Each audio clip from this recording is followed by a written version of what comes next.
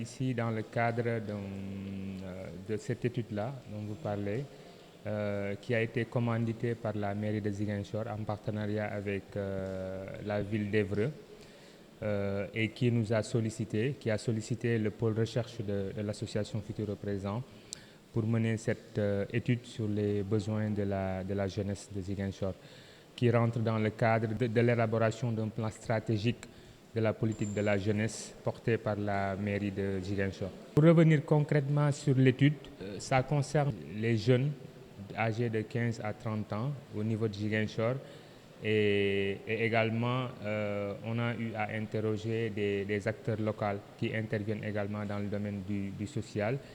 Et c'était pour voir les besoins de base des jeunes à travers les différentes thématiques de l'emploi, de l'éducation, de la santé, de l'accès au numérique, de l'accès à des infrastructures, de l'assainissement et des loisirs. Donc, à travers l'étude et les retours qu'on a eus des jeunes, il y a eu beaucoup de besoins qui ont été exprimés.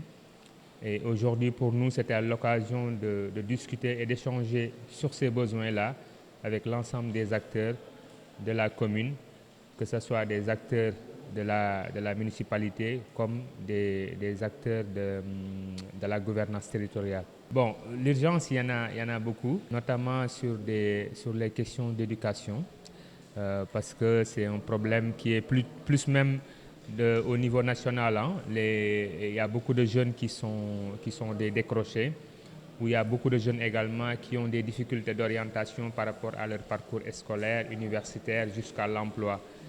Donc, c'est l'une des priorités et la question de la santé également, qui est également une des besoins principaux qui ont été soulevés lors de cette étude.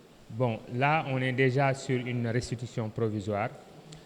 On a échangé avec l'ensemble des acteurs et pour pouvoir prendre en compte les différentes recommandations. Le rapport d'étude sera donné à la mairie qui va l'intégrer dans un plan de politique de la jeunesse beaucoup plus vaste. Et après, dans la mise en œuvre, bien entendu, nous, en tant qu'ONG, en tant qu'association acteur local, on aura notre rôle à jouer. Ça dépendra de la mairie, du rôle qu'il va nous donner et également la part des autres acteurs aussi de la commune. Donc c'est en quelque sorte un résultat qui va être partagé et que chaque acteur puisse faire la part qui lui est réservée. C'est un projet, je disais tout à l'heure, du dispositif conjoint qui nous permet d'avoir une bonne compréhension des préoccupations jeunesse à Ziguinchor. On l'a fait avec le cadastre municipal, pas plus tard que la semaine dernière, c'est toujours dans le cadre du même projet, où on devait avoir une étude réelle de l'espace communal dans le cadre de l'occupation de nos domaines publics, dans le cadre de nos équipements marchands, entre autres. Donc c'est un outil d'aide à la prise de décision. C'est le même outil que nous allons chercher dans le cadre du diagnostic social afin de répondre aux besoins des jeunes. Nous avons ciblé la tranche d'âge de 15 à 30 ans pour véritablement voir leurs besoins qui sont exprimés suite à ce rapport provisoire. Il s'agit des besoins dans le cadre éducation, santé, alimentation, sport, loisirs, entre autres qui sont énumérés lors du rapport.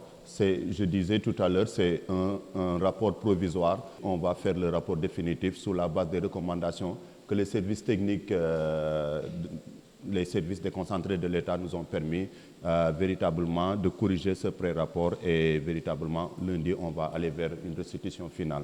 Bon, on aura déjà un outil, on aura maillé tout Ziguinchor, on connaîtra la préoccupation de la population de Ziguinchor, surtout la tranche d'âge 15 à 30 ans et je pense que les décideurs, les élus auront des outils nécessaires pour véritablement apporter des solutions concrètes.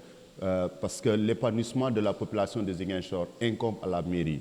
Donc tous les besoins qui seront exprimés, nous allons les planifier et voir avec quels acteurs nous associer afin d'y apporter des solutions correctes.